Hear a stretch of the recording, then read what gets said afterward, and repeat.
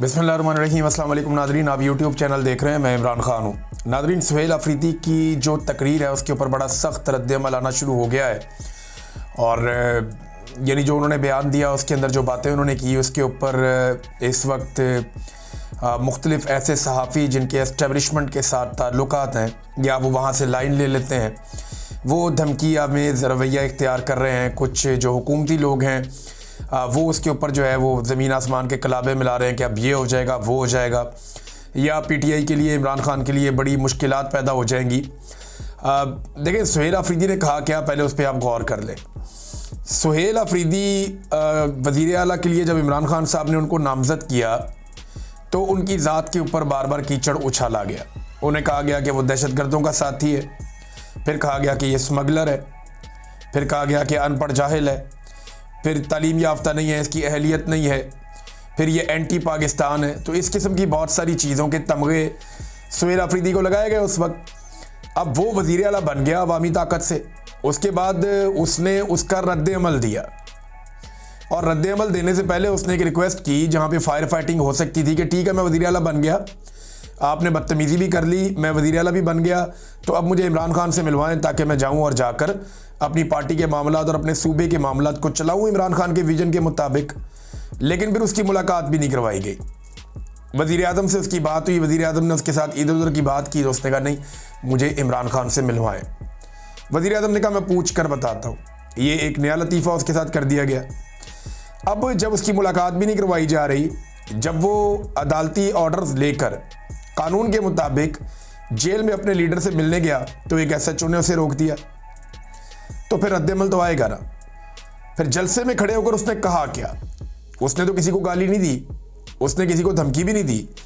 उसने सादी सादी बात की कि जनाब, मैं इमरान खान को जेल में मिलने गया था और मुझे इन्होंने मिलने नहीं दिया, जो गैर कानूनी है और अदालतों की तौहीन है।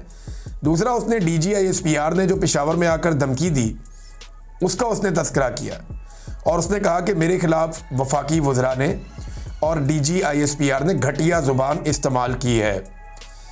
अब बजाय इसके कि पाकिस्तान का मीडिया या पाकिस्तान के दानिश्वर इस बात के ऊपर तनकीद करें कि एक शख्स अदालत का ऑर्डर लेकर जाता है मिलने के लिए अपने लीडर को, और वो एक सूबे का वज़ीर आला है, और एक SHO पाँव की ठोकर से या जूते की नोक पे रखता है अदालत के अहकामात को और उस वज़ीर आला को मिलने नहीं देता, तो मीडिया को तो इस पे शोर मचाना चाहिए। बात तो ये करनी चाहिए कि अदालत का ऑर्डर मौजूद है, आप अदालत के ऑर्डर के ऊपर अमल दरामद क्यों नहीं कर रहे? भाई, एक बंदा अदालत का ऑर्डर लेकर गया है, वो वज़ीर आला है एक सूबे का, उसने बहुत काम करना है। पहले आपने उसके बारे में घटिया ज़ुबान इस्तेमाल की, उसके बाद वो वज़ीर आला बन गया, वो फिर भी जा रहा है अपने लीडर को मिलने के लिए और अदालत का ऑर्डर लेकर जा रहा है, आप उसको मिलवा नहीं रहे। इसके ऊपर तो कोई नहीं बोला, किसी ने इसके ऊपर एक लफ्ज़ नहीं बोला, किसी को इसके ऊपर गुस्सा नहीं आया कि भाई एक वज़ीर आला की आप तौहीन कर रहे हैं इतने बड़े ओहदे की। दूसरा, आप अदालत की तौहीन कर रहे हैं और लगातार कर रहे हैं, मुलाकातें आप नहीं होने दे रहे अदालती अहकामात के बावजूद। इस पे कोई नहीं बोला। लेकिन जब उस बंदे ने शिकवा किया कि मेरे साथ ये ज्यादती हो रही है तो इन्होंने खप डाल दी। होता क्या है, पाकिस्तान की मिलिट्री एस्टेब्लिशमेंट का ना ये तरीक़ाकार है, ये बंदे लॉन्च कर देती है कोई भी एक्शन लेने से पहले कि अभी प्रोपेगेंडा करो, माहौल बनाओ, माहौल को गर्म करो ताकि हम गर्म लोहे के ऊपर चोट लगाएं। ये एस्टेब्लिशमेंट का बहुत पुराना तरीका है। ये लोगों को मारते हैं मारते हैं मारते हैं और जब लोग शिकवा करते हैं तो ये कहते हैं ये बदतमीजी है। यानी आप जितना मर्जी पाकिस्तानियों को मारें, पाकिस्तानी अगर आगे से शिकवा करेंगे आप हमें क्यों मारते हैं, तो इसको एस्टेब्लिशमेंट जो है वो बदतमीजी करार दे देती है। अब वज़ीर आला ने तो गैर कानूनी काम करने के ऊपर तनकीद की है कि आप ये कर नहीं सकते। DG ISPR एक सियासी प्रेस कॉन्फ्रेंस करके गए जो उनका मैंडेट नहीं है, वो अपने हलफ की खिलाफ वर्जी कर रहे हैं, वो सियासी प्रेस कॉन्फ्रेंस नहीं कर सकते कि, लेकिन उन्होंने उसमें सियासी बातें की है, वो अपनी डोमेन से बाहर निकले हैं, जो उन्हें नहीं करना चाहिए था, ये उनसे बड़ी गलती हुई है। अब उसका रद्द-ए-अमल तो आएगा, तो उसका जब रद्द-ए-अमल आया और वो भी सिर्फ शिकवे की सूरत में आया, कोई गालम गलोच नहीं हुई, लेकिन गालम गलोच ब्रिगेड जो है वो लॉन्च की गई CM अफरीदी के खिलाफ। तो इससे होगा क्या? अब धमकियां लगाई जा रही है कि जी इमरान खान साहब को अब ये वाला नुकसान हो जाएगा इससे, या वो वाला नुकसान हो जाएगा इससे, तो PTI के लिए अच्छा नहीं होगा। तो पहले PTI के लिए या इमरान खान के लिए कोई बहुत अच्छा हो रहा है इस मुल्क में? एक ताज़ा मिसाल आप सुन लीजिए, इमरान खान साहब पे एक मुकदमा हुआ था 2022 में, जब उन्होंने आज़ादी मार्च निकाला था 25 मई 2022 को, आपको याद होगा, जब यास्मीन राशिद साहिबा पे और दीगर खवातीन पे पहली मरतबा लाहौर में बदतरीन तशद्दुद किया गया था। उनकी सारी गाड़ी जो है वो तोड़ दी गई थी। तमाम रुकावटें अबूर करके इमरान खान साहब डी चौक तक पहुंच गए थे। ये वो मैं दिन की बात कर रहा हूँ, 25 और 26 मई 2022। तब इमरान खान साहब के ऊपर एक मुकदमा दर्ज किया गया था तरनौल में। ये जो मुकदमा था ये फरवरी 2024 में, इसमें इमरान खान साहब को बाइज्जत बरी कर दिया गया था अदालत की जानिब से। फरवरी 2024 को इमरान खान साहब बाइज्जत बरी हो गए थे। अब इस मुकदमे में भी पुलिस ने इमरान खान साहब का चालान जमा करवा दिया। जिस केस में कोई शख्स बाइज्जत बरी हो जाता है ना, वो केस उस शख्स की हद तक ख़त्म हो जाता है। फिर आप उस शख्स का नाम नहीं ले सकते उस केस के अंदर।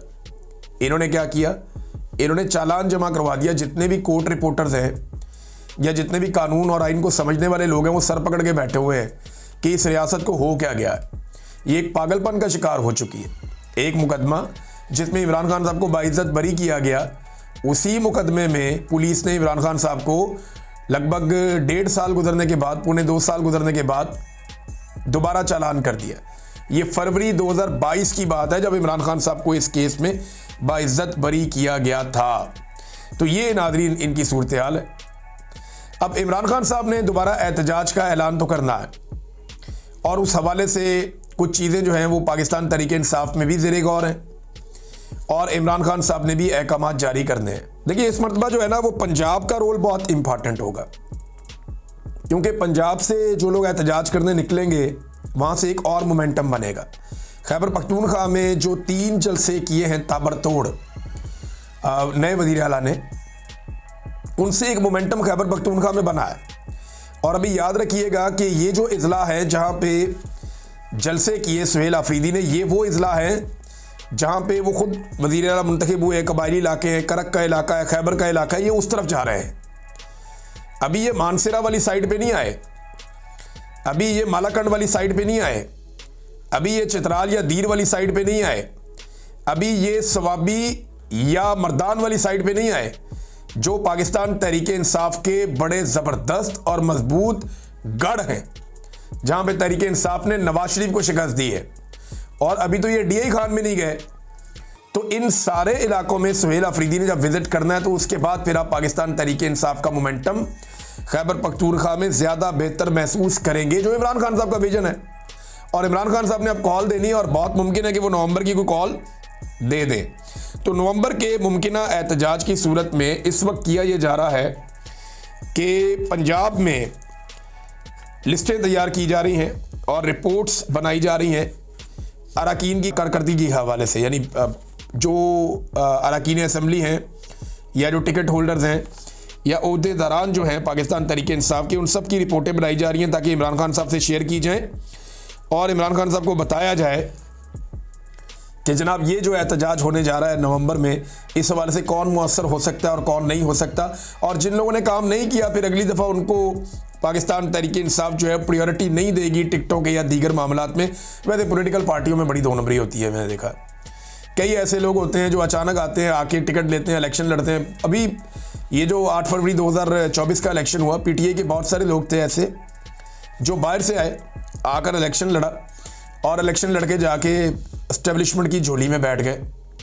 कुछ लोगों ने ऐसा किया और उनके नाम मौजूद हैं। अब तक के लिए इतनी, अपना ख्याल रखिएगा, अपने चैनल का भी। अल्लाह हाफ़िज़।